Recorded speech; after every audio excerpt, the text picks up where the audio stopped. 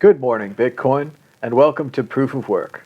Proof of Work is a show about the people behind Bitcoin and how they got here. We're joined by Ben, the BTC Socialist, the creator of the BTC IoT tutorial series right here on the World Crypto Network. How's it going, Ben? Very good. How are you? Doing great. It's great to be out of an airport, and it's great to be out of an airplane. As long as I'm anywhere but those places, I'm happy. You had quite an ordeal, I hear. Oh yeah, 32-hour delay. Wow. A lot of time in the airport.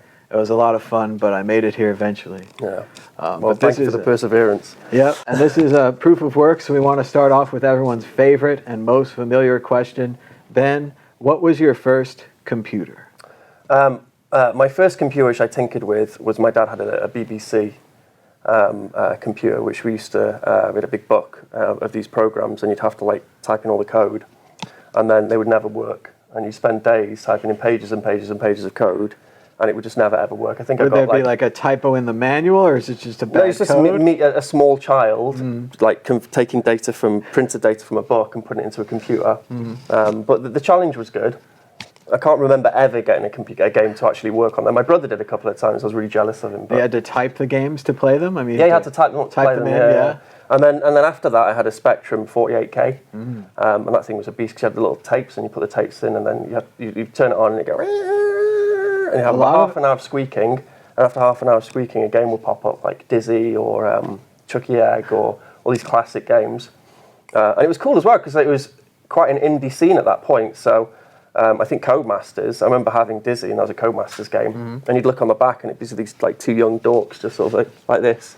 And now that's like a big company, like a big, making all sorts of proper games. So it's interesting. This is like the second or maybe third time today someone's talked to me about a cassette tape computer, and it's really interesting because I was, floppy disks was where I got in, so I never tried them. But the early guy was saying that he held two boom boxes up to each other and made a copy of the tape. Wow. A copy of the computer program that was on the tape, not just I did mixtapes and all that, but that's super interesting that you both had these cassette computers where it was whirring forever. And he also described waiting 30 minutes to load a game. Unthinkable today. We were talking to the game developers, and they were like, yeah, if you go past 15 seconds, they won't play your game. If you don't have Facebook login, they won't play your game. Just the perseverance at that point. Yeah, absolutely. I mean, I remember you buy a magazine, you get like a free cassette with you'd have multiple demos in, and then to get to the right demo, you'd have to fast forward through the cassette and then find the bit where that program was, and then press play.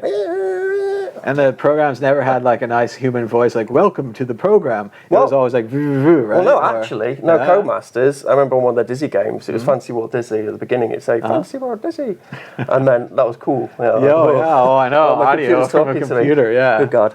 But no, it was great. I mean, I back there, just sort of playing around, dicking around, playing on computer games and stuff, really. So. And so after you got the computer and you're typing the programs that never worked. Where did you go from there? What did you start doing with the computer next? I suppose I didn't really do anything with the computer then until I got my own PC when I was sort of like 14. I think I was maybe 15, 16. My friend told me about Napster, and I was like, whoa. So I got a computer, and then I started downloading stuff on Napster, like music and things, and you'd wait like half an hour to play a song. But I remember you could see people's connections on there, and there'd be this mythical T1 connection, and you'd be like, "Why is the T1 connection?" Because mine was like a 56 or whatever. And obviously they had like a decent connection to the internet, and they would share films. Oh yeah. And I remember I tried to download the Mission Impossible film, and I left my computer on for like a week and a half. And then I thought I downloaded it, and I went to press play. I was like, yes, free film, and it went da-da-da, and then that was it. It's the beginning of 20th Century Fox just popping up, and that was the end of that. So. I remember one of the first big ones that we got was a screener for Titanic, and it was such a thing to have a movie before it was out on videotape, brilliant. And it was just like, whoa, we could watch Titanic, and of course we skipped to the nudity scene, watched it, and then we're done with it. And I'd seen it in the theater and all that. It was a fine film, but that was the most interesting scene for us at the time. Well, the other thing we did as well at that point is that we hit the BBS boards as well. That was pretty cool. And I remember, I can't remember the three categories. I was trying to think of it the other day. There was you're either an anarchist or a hacker or a freaker or something, I think it was. And I remember then going to some of these popular BBS boards, and I think I went to the Jolly Rogers. The guy did. Did he do the Jolly Roger Cup? I can't remember. I don't know whether the Jolly Rogers BBS became the Anarchist Cookbook or whatever, but I remember speaking to some dude on there, and my mates were like, whoa, you spoke to blah, blah, blah. Yeah, Maybe the Jolly Roger or someone. That was quite the thing in the day to get the Anarchist Cookbook. It had instructions for, supposedly instructions for bombs and other things like that.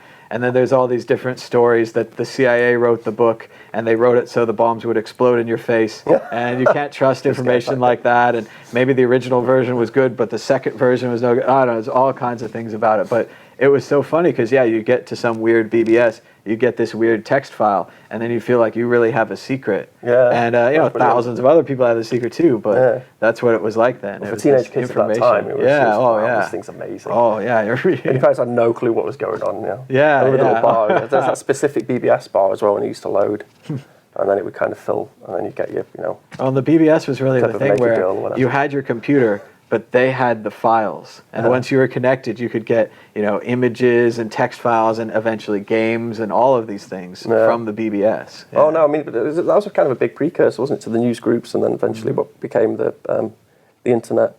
In fact, it was Jude Milhorn. She came up with Community Memory.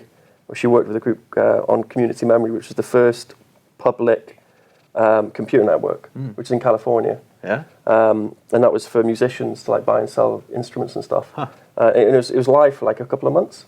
And Jude Milhorn is the cypherpunk who came up with the name cypherpunk. Oh, yeah. Which is pretty cool. Nice. A little bit of history there for you. So after you got the computer to play with Napster, where did you go from there, and did it lead you to Bitcoin eventually? I was a teenage dude, so I probably won't go into where it led me from there. We had someone on here before talking about their fun in the adult entertainment industry and how great it was developing streaming video and credit cards online and secure websites, all the things we take for granted now, but were all developed by the porn industry. Everyone forgets, but and it's convenient to forget. But, well, they were the innovators, and it counts for like a huge amount of traffic on the internet. Oh yeah, yeah. 70%. People don't like to think about it, and a lot of people think that no one pays anymore, but there's large markets out there selling all kinds of anything that you want. But then it's this, you know, in all those Andreas talks he does where he talks about the sort of criminal or the dark markets. Sure. They're the innovators. You know, the first cars were souped up by the mafia because they wanted to try and escape the cops in the US. Yeah, and the alcohol runners in the US. Yeah, exactly. A huge thing with NASCAR was started with. That's where NASCAR came from. Alcohol running. Yeah. Because they're the ones Andreas always says if you can't buy drugs or hookers with it, it's not good money. No. And that just in general, money is the thing that allows you to buy what you want. And people want all kinds of horrible things. And if you can't buy it with your money's no good. And Bitcoin is that kind of money you can pretty much buy whatever you want with. And it's quite funny when you look at the internet now and you look at, you know, how wholesome it is. Like back then, it was horrible. It really was horrible. Like you go on, it wasn't the best place for, you know, people to go to. But then I suppose it would be the people who want access to the free music, you know, and you know. So and it is with freedom, people tend to take it as far as they can. Like we had nothing before, then you had anything, and you could download anything you wanted, and then it got even worse and worse, and you could have anything you want now. So yeah, but I mean now, so like as a parent myself, like Christ, I wouldn't want my kids looking at some of the stuff which I looked at when I was a kid, you know. So you then have that's in a struggle that you want freedom for people and you want liberty for people and for people to, you know, explore whatever they're interested in, whatever. But in the same respect, you want to kind of, you know, protect them, you know, in that, you know, I wouldn't let my my children, you know, go into town and go down some streets, you know, because they're dodgy streets, you know, stay away from that street or whatever, or stay away from that shop. So just that unlimited access to data. It's a very hard. It's tough because I always did the opposite of whatever anyone told me. Exactly. So if you told me to stay away from this stuff, I'd be there all the time looking at it. Yeah. So in another way, I think if I had kids, I would try to expose them to it and let them make up their own mind. Yeah. But then again, that could lead them down it. You know, it's so tough because a lot of people try to like program or control their kids, and the more they do that, the more I see the kids go the other way. And then I don't know what to do. I don't know what the right answer is. I think you can start the dialogue with them. So I used to work with a lot of, so I was a teacher for like 15 years, not just under 15 years. And I worked predominantly with kids with emotional behavioural difficulties and things. And often, because of the sort of adventurous nature they would have, they would obviously explore a lot of these things. I'd often have conversations with them. I'd say, look, just be careful whatever you put in your brain, because once it's in there, you can't get rid of it. You know, it'll haunt you. I just sort of try and set up sort of a dialogue with them. I think it's important. So in education, there was a big thing about kids not bringing in their phones into classrooms. But then there was a movement of teachers who said, well, actually, everyone has their phones on them all the time. You have your phone on in work. You have to learn to be able to access that data on your internet and whatever will go on your phone when you have spare moments. And why are you stopping kids from coming into school with this device which gives them access to all the information which mankind has to offer? Sure. That's insane. So there's quite a progressive movement in education, which was bring your own device, which was trying to teach kids, bring your own device, incorporate into lessons. And that was really quite cool, some of that work, which was is being done on that by educators. And similarly, I think my boy's pretty good, like, because I occasionally sort of check the internet history. Yeah. And on YouTube, like, when he'll search up funny videos or something, but he'll type in, like, clean funny videos. And he doesn't get, like, the ones where they're swearing and stuff. And I'm like, wow, well done, boy. He's managing his own content, which is very impressive. So, I mean, it's not to nanny people, it's to teach people how to, like, access this data safely, I suppose. And it's funny you mention about the devices, because they always told me growing up that you wouldn't have a calculator with you all the time. And I said, no, I will have a calculator with me all the time. Yeah. And they were wrong. I have a fantastic calculator. I never use it for calculating. Yeah. I also, it's a phone, but I never talk on it. Yeah. But yes, we do have these devices, and it is as if we're cyborgs, and that's our enhancement. And I pull mine out and I check Twitter, and I'm connected to the whole world. And I do think it's an important skill for the kids to learn, because I was just watching Casey Neistat's videos, and he's talking about how he's totally addicted to social media and that he managed to quit. And I'm totally addicted, but I didn't manage to quit. And these kids, it's the same thing, this attention economy, the Facebook, the way these things are coded, they want all your time. And if you don't teach them from the beginning that you have to control your own time, and you have to decide if you're going to get the phone out of the pocket, or if you're going to leave it there, if you're going to just enjoy the world, or if you can't do that because you need the phone, you need the Twitter. It's a really difficult skill to learn. I think start the kids early, get them on. There are some. So I remember with the kids. So there's some crazy shifts in sort of behaviour with the kids we'd have. So like one generation, I remember, like, I'd bring them a laptop and they couldn't use a trackpad. You'd have to get them a mouse and plug a mouse in. Sure. And it was like the next year they couldn't use a mouse. They had to use the trackpad, because that's what they were, they were exposed to when they was developing, when they first sort of got access to computers or whatever. I can't remember where I was going to go with this. Well, and now they just want to touch the screen like an iPad. What do you mean your laptop doesn't have touch? Right? I mean, and then we had these kids coming in, and they're really quite, because we worked with really naughty kids, and then suddenly we had this group of kids coming in. They're really quite mature, and I realised, like, all of them, every night they'd finish being with us and they'd go home and they'd watch hours and hours of these YouTubers. And like YouTubers, as goofy or whatever as they may be, and annoying as some of the ones the teenagers watch may be, the ones who are successful and popular, fundamentally, they're nice people. It's very rare for, like, a nasty person to become popular in YouTube land. They're fundamentally nice people, and you'd have my kids going home and kind of almost having, like, this big sibling experience. So it's almost like having this, like, big brother or this big sister who's kind of guiding them through and teaching them, better behaviour. And really, honestly, it fully, like, affected. I sort of stopped teaching a couple of years ago, but that crop of kids we had through were so different to the crop of kids we had through 5 years earlier. And it was specifically, I think, because of the amount of, they were watching 8 hours of YouTube every night, and it's just people speaking and kids like Killam or PewDiePie or whatever, and they're nice people, I like PewDiePie. He's a good kid, yeah. So yes, but as a gatekeeper, as an adult, you're like, oh, this guy's an idiot. Don't listen to him. You've rotted your brain, sort of thing. But actually, the young kid who's watching that is actually getting a lot from it. Well, that is interesting, because I do see YouTube in a lot of ways as a cult of personality. PewDiePie is very engaging. He comes back every day. He has a similar content, similar style. And like you're saying with the older brother, in a lot of ways, I mean, Casey Neistat, I've been watching his videos since 2000, since he was on HBO and all those kind of things, and seeing him grow up as a creator and hoping in my own way that I'll grow up as a creator too. So it is neat to have these role models that maybe previously we wouldn't have or they'd be so distant. Like Conan O'Brien puts on a great late night show, but I'm a little YouTuber and he's a big giant TV star. So it is nice to have something in between there, something more achievable. Like you could maybe become a Casey Neistat, maybe you couldn't become a Jay Leno or a Conan O'Brien or something. But to move us back towards the topic, so how did you get into Bitcoin? And then I know now you're doing tutorials and how-to videos. You're very focused on the hardware and the Internet of Things aspects of Bitcoin. But what drew you to it? How did you just basically discover it? So I wasn't, because obviously my name is BTC Socialist. I wasn't a socialist until Bitcoin. So you're going to terrify all the libertarians at home who kind of think they've made the perfect libertarian money, and you're coming out of it socialist. They're worried about this already. Well, I can tell. So it probably makes sense to sort of explain myself. So I just thought that the free market was the best thing we had. That there's no possible way to be able to like actively make worker co-ops and these socialist movements. In which people get their full value. I didn't think that was possible. And then when I came across Bitcoin, I realized that, it was a decentralized system. So when you have central control, control is in the hands of a few people by definition. And then when it's decentralized, it's then in the hands of lots of people.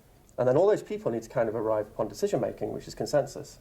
And in the socialist world, co-ops and all those sorts of things have been trying to discover ways to be able to find consensus for a very long time. It's a very important, pillar of socialism.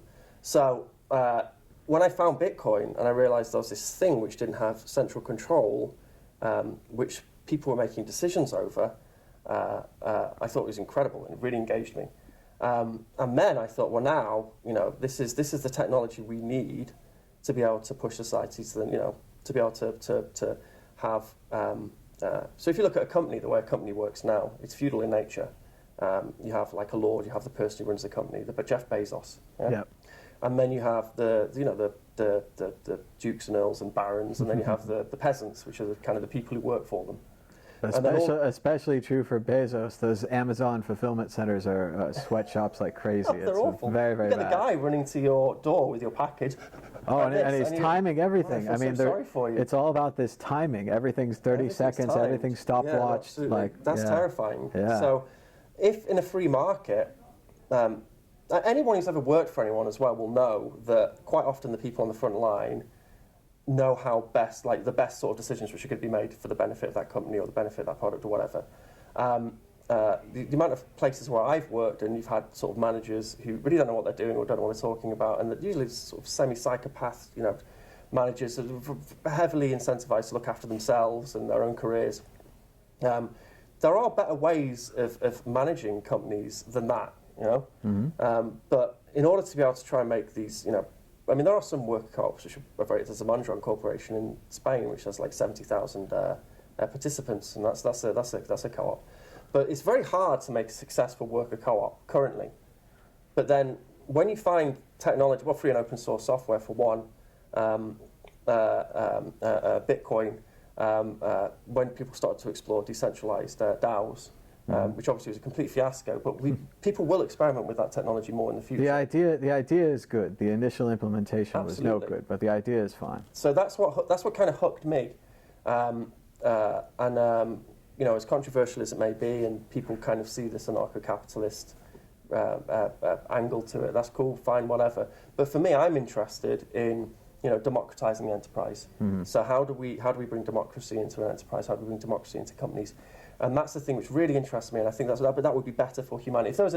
If you had two Amazons, this is my ultimate rendered down Twitter argument when I'm arguing with people, which I do all the time. Right. You've got two Amazons. You've got the decentralized Amazon, where the people who work for the Amazon, they receive 99% or close to 100% of the full value they put into that Amazon. And then you've got the Jeff Bezos Amazon, with the guys on the clocks and all this sort of stuff. Yeah. The prices from those two Amazons for the products, this is hypothetical, of course, they're the same, right? So if you want to buy something, it's the same. Which one are you going to buy stuff from? You're going to buy stuff from the decentralized one, aren't you? That's the thing you're advocating. That's the thing you're promoting. So we're all, as human beings, like we understand that is a better scenario than this scenario. Yeah. So then why shouldn't we be working towards this scenario? Like we can have it, and, we can build these systems and they can compete in a free market. I don't want like some horrible bloody revolution or whatever. I want it to happen in a free market. But like this, so that's the thing which really got me hooked on Bitcoin. I can't remember when that was, but I remember Googling getting Bitcoin and then falling into the mining Bitcoin rabbit hole. And thinking, fuck, man, I need to mine Bitcoin. And at that point, it was like graphics cards. I didn't have any money at the time, and I was like, I can't afford to buy any graphics cards, Christ. Had I known you could just buy the stuff, I probably would have just bought the stuff. And then I knew about it for quite a long time. So then when I bought sort of, my stash, I think that was probably like 2014, 2015 maybe. And it was just after all the Mt. Gox stuff. It was just before the Mike Hearn thing. So I can't really pinpoint when I first got into Bitcoin, but I remember being very confident in the technology and understanding this is very important technology, which is going to have a massive effect on society and push society forward and make things better for people. I wanted to support that. But I don't know when that was. It's interesting that you mentioned democratizing corporations, because the original corporations launched by the Dutch actually had a purpose, and they had to serve the state. Like the Dutch East India Company was started to open up trade routes to India to bring back spices for the good of the state, not just to establish a trade route or not just to make $1 million on spices, but they actually benefited society. There would also be temporary charters. So after you'd accomplish your goal, like if we charter you to build a bridge is done, bridge looks good, boom, your corporation's over. We don't need you to keep building bridges and to build a monopoly on bridges and to build the best bridges in the world. You build the one, that's your job, you're out. These other corporations, these large behemoths that can do whatever they want and last forever and in many ways be above the state, are probably part of the problem. So if we could control them, like you're saying, with Bitcoin, or I hate to say even blockchain, but this general idea of decentralization or of removing controls or of maybe weakening Bezos, as impressive as he is, Star Trek fan too, by the way, but these are options for us. The same is true for states. So my little Twitter thing is replace state with Bitcoin. I don't like state. I'm an anti-statist. I want to get rid of state. See, and again, now the libertarians are back. They're cheering again. But no, socialism originally was anti-statist, predominantly was anti-statist in nature. But at that time, the best technology so if you look at government and state as a technology, the best technology in order to be able to have try and achieve some of those aims of worker co-ops, whatever, was through something like government, through people being able to vote and decentralizing power. Well, that wasn't a great technology for industry, as we've seen. Sure. It's a good technology for roads and hospitals and education, I think, but it wasn't so good for industry. I think technology leads. So if you look at the French Revolution, the printing press led. You had the printing press, and then suddenly you had the ability to have widespread democracy. If you'd spoken to the feudalists before and said, right, you're going to have this thing called democracy and it's going to be everywhere, Europe's going to be, all the countries in Europe are going to be democratic, they would have thought you were an idiot. How's that even possible? Like people, they can't read and write. How are they going to vote? And they had the printing press, this access to educate, access to knowledge and exchange of ideas. And then you had this revolution, then you had change. It's bloody and horrible, but you had change, then you had democracy. So to think that the internet, things like Bitcoin, free and open source software, which is probably a much bigger revolution than Bitcoin is. It is an important part of it. It's something worth mentioning. It's like one of the cores underneath it. I talked to one guy one time and he wasn't into free open source software, and I was so confused because that collaborative scientific process, even just having someone else check your code and maybe having someone better come along, add something to your code, that's a genius idea. I mean, it's wonderful. This is what I was saying about how there are better ways of doing things. So when you looked at in the 90s when, Linus Torvalds and my boy from back in Swansea, Alan Cox, when they were working on Linux, they were like Alan Cox living in a 2 up, 2 down, fisherman's cottage in Swansea, and they're competing with the billionaire Microsoft, IBM, Absolutely. Apple. So that's the power of sort of a decentralized exchange of ideas. So that free and open source, to have that technology and to have Bitcoin and to have the internet, and then to not think that society is not going to leap forward and change, is insane. Like it is going to change. It's going to affect everything. And we're at that point where it's, I think, it's affecting. Well, and it's interesting to see because in a lot of ways, Linux won. Now, maybe it's not on my desktop or it's not on your desktop, but every single stoplight in the world has a big computer controlling it, and inside of that is Linux and every other little embedded system everywhere. The internet, yeah, all the networks, all the you're like the back end, the servers, everything like that, all running Linux, all running these server softwares, and we did win. Like we won in all the background places. Maybe the foreground will come later, but it's really hard to compete with someone like Apple with the level of attention they can give to the GUI, or Microsoft who can make everything cheaper. A lot of the stuff in the GUI, they steal from Linux. Oh yeah. Like silly little things like having multiple tabs in a browser. I think it's Firefox came with that for. Or that great thing in I think it was like Windows 7. You can drag the program to the right and it'll make a half pane. Yeah. They had that in HP UX like 15 years before it. So it was always there.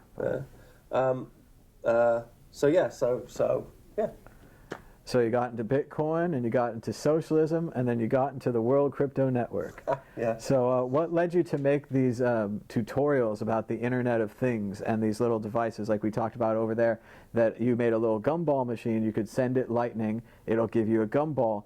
And then I think this is just the best story ever. I told a couple times today, but somebody else took that tutorial and used it to make a pinball machine where you give it money and you get to play pinball. And I think that transference of a tutorial is really just the best thing about tutorials, about teaching knowledge and everything. But how did you get started? How did you get the idea to want to make those? It's the proprietary, non-proprietary thing again. So the NFC, so I made look on the playlist on World Crypto Network. I've made an NFC point of sale system where you can slap a card and then that does a lightning transaction.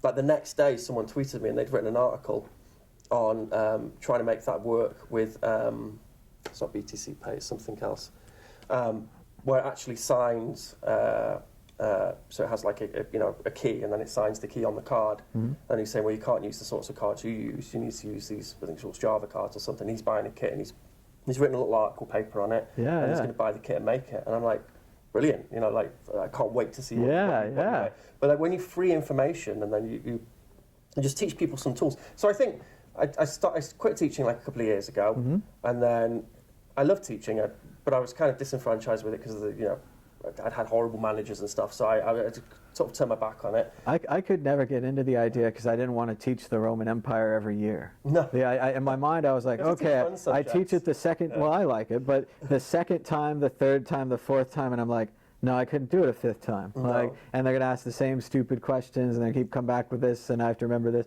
And I was just, I'll do it once. I think it's good, maybe a book or whatever, but the idea of coming back to it, I couldn't get into. Well, I was very lucky because I worked with these incredibly naughty kids, and you'd have the odd one or two, and they were geniuses. And the actual genius. I had one boy who used to come in all the time and tell me about programming and developing and all this stuff. He could read or write.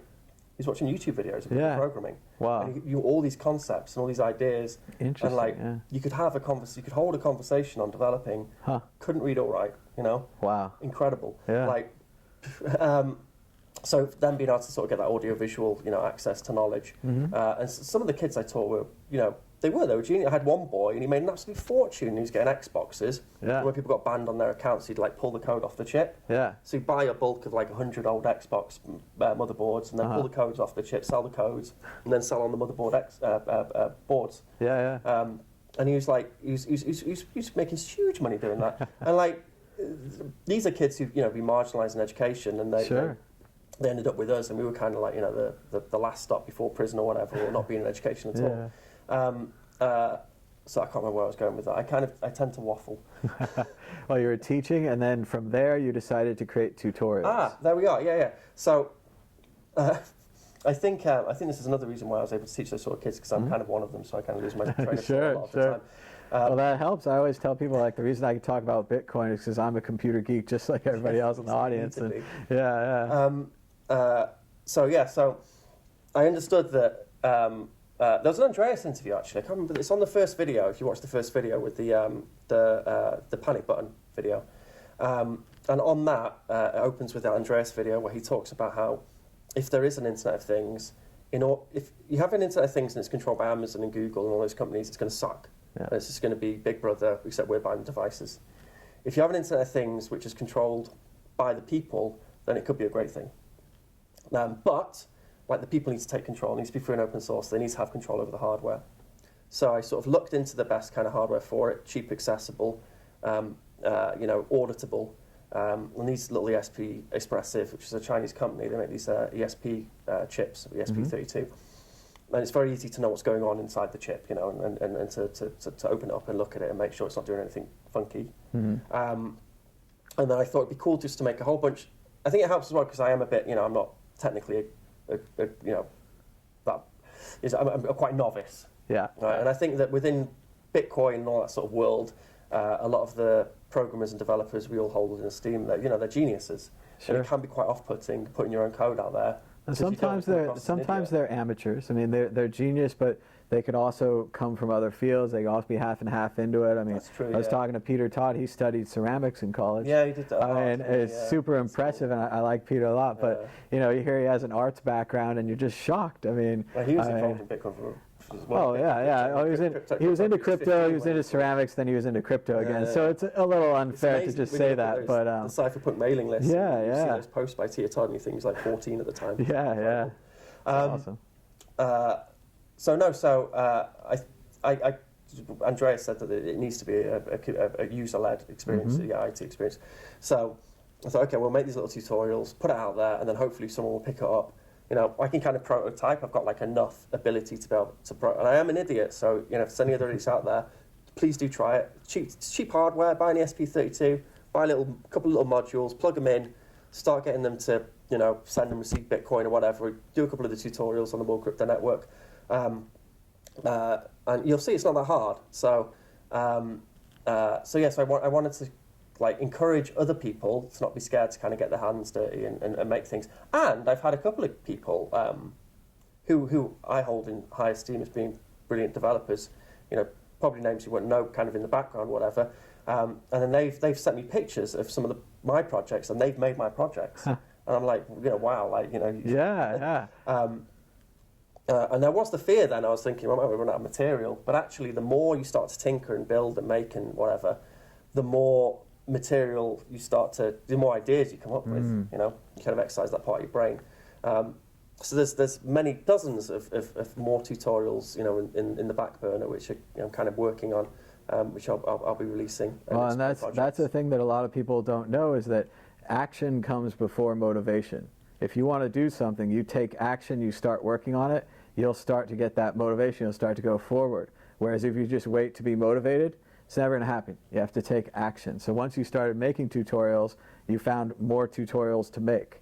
If you just sat there thinking about it, nothing happens. So you have to take action. They're wise words. I mean, that's like a lot of artist types. Some of them will sit and they'll wait for this divine.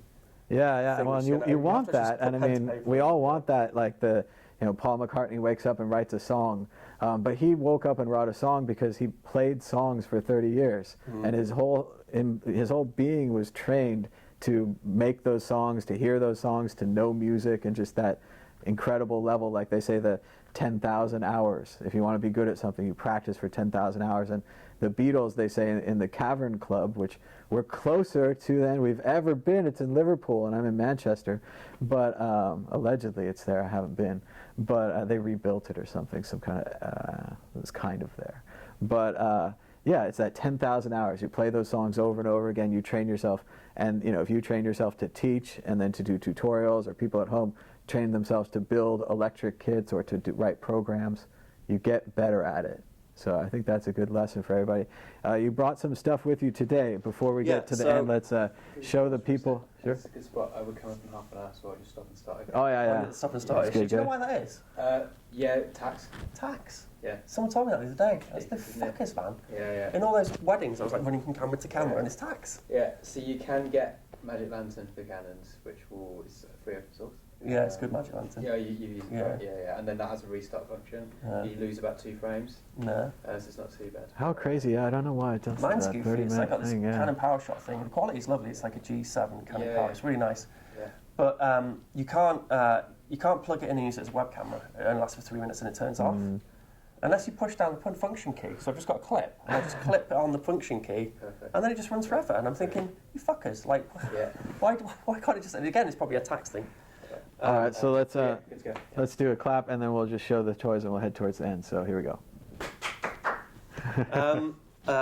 Yeah, so I've got a couple of my projects which I'm going to sort of take around and show people. I've got a couple of point of sales here. I haven't really demoed or done a tutorial with this point of sale, but this is kind of using, that's like the old Nokia 5510 screen. Remember that? But they're really cheap, they're like £2. And then I went for like a sort of more old school keypad because it's got like a nice, gives you nice feedback when you press it rather than the little LED, the little matrix things. It's the same technology inside, but I've obviously had to change the code to work with the new screens.